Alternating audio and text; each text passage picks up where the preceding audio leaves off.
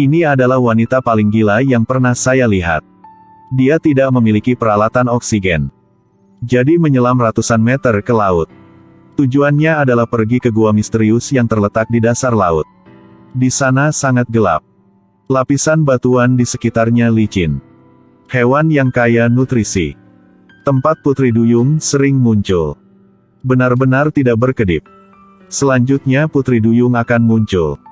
Melihat pertumbuhan ototnya, kita bisa melihat. Kecepatan renang bawah airnya benar-benar tiada duanya. Menahan napasnya di bawah air lebih banyak lagi dan bergerak dengan kecepatan tinggi. Dia hanya bisa menahan napas di dasar laut selama 15 menit.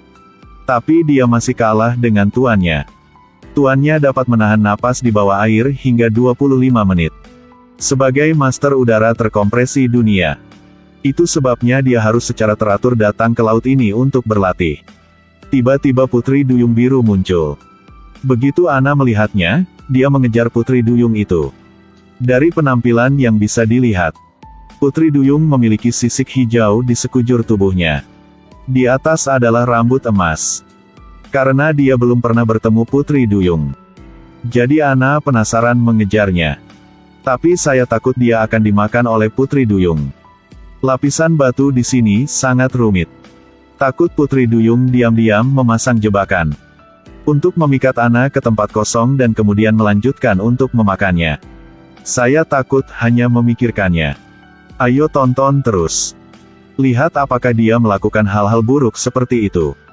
Tempat ini adalah gurun di dasar laut. Ini adalah tempat yang sangat berbahaya.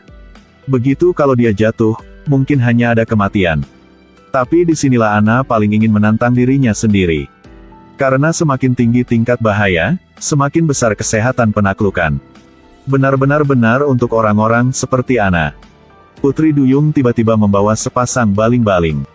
Tidak tahu harus berbuat apa. Tindakannya yang tidak terduga membuat Ana semakin curiga. Mengapa dia begitu baik hati? Hei, cepat ke sini. Menghadapi panggilan Putri Duyung, Ana memutuskan untuk diam. Dia mencoba pindah ke tempat yang tidak jauh. Ingin sedikit tenang. Ana curiga dia hanya berhalusinasi. Pada saat ini, Ana dapat menahan napas saat bergerak selama lebih dari 16 menit. Benar-benar di luar daya tahannya. Tempat ini benar-benar menakutkan dan suram. Banyak kejutan. Di dalam gua satu-satunya tempat cahaya bisa bersinar. Tapi belum ada yang bisa menjelaskan alasannya. Ini membuatnya semakin misterius. Dengan tubuh lurus, Ana mengerahkan seluruh kekuatannya untuk berenang ke depan. Pada saat inilah dia sepenuhnya mengerti. Dia sedang memakai baling-baling Putri Duyung. Dia ingin berenang ke dasar laut bersama Putri Duyung. Mustahil untuk tidak mengatakan bahwa pose renang Putri Duyung sangat menarik. Tapi kemana dia akan membawa Ana? Datanglah ke Istana Naga Laut Timur. Mungkin Putri Duyung hanya panduan. Pada akhirnya mereka akan tetap putus. Putri Duyung yang bersemangat berenang ke dasar laut dalam. Ana juga dengan cepat berenang langsung ke pantai. Bangkit dari air. Apakah Anda percaya ada Putri Duyung di dunia ini? Jika Anda bertemu dengannya, jadi apa yang akan Anda lakukan pertama kali? Ini adalah pria paling sembrono yang pernah saya lihat. Dia tidak membutuhkan perlindungan apapun. Sama seperti itu berjalan di atas tali yang melintasi tebing. Syaratnya dalam 60 detik dia harus menempuh jarak 500 meter. Pada kawat dengan jari-jari 0,1 cm. Akankah Daniel dapat menyelesaikan tantangan ini? Mari kita ikuti bersama. Siapapun yang menonton proses ini takut berkeringat dingin. Masih ada orang kuat di luar sana. Berani menerima tantangan gila seperti itu. Membuktikan bahwa dia harus mempersiapkan terlebih dahulu. Entah itu dingin atau panas. Daniel berlatih setiap hari. Untuk beradaptasi dengan kelembaban tinggi. Dia memilih tempat yang kabutnya tebal. Untuk berlatih bergerak ratusan meter di atas tali. Sehingga saat pelatihan selesai, dapat dengan tenang berjalan sejauh 500 meter. Bagaimana perasaan Anda ketika melihat adegan ini? Apakah mereka semua berkeringat dingin? Saat ini, Daniel berada sekitar 1558 meter di atas tanah. Setiap kali dia berlatih, mereka semua memilih tempat dengan tebing dengan ketinggian lebih dari 1500 meter. Dengan begitu dia bisa maju dengan cepat.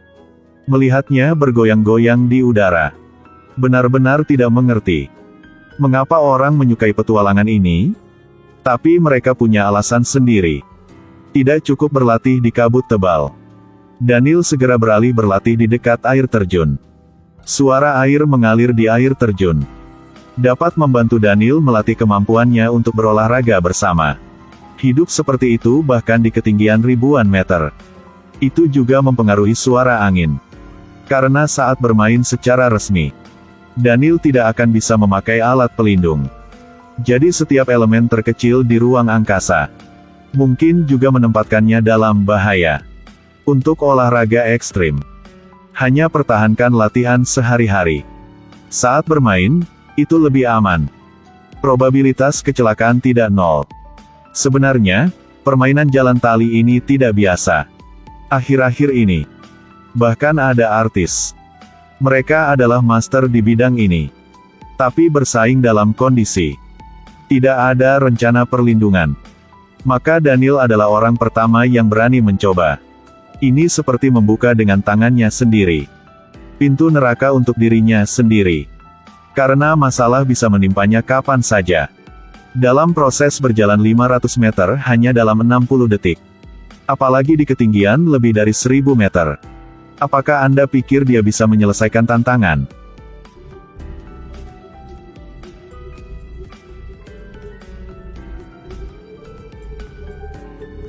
Melihat penampilannya yang percaya diri, banyak yang akan mengatakan bisa. Tapi mari kita lihat hasilnya ya. Masih banyak variabel. Setelah meletakkan satu kaki ke darat dengan aman, Daniel sudah berhasil. Dia mengandalkan upaya untuk menaklukkan batasnya. Bagi pecinta olahraga ekstrim, melanggar batas adalah keyakinan mereka. Mereka memiliki semangat dan keyakinan yang kuat. Tapi dengan tantangan berbahaya. Kita sama sekali jangan meniru mereka ya.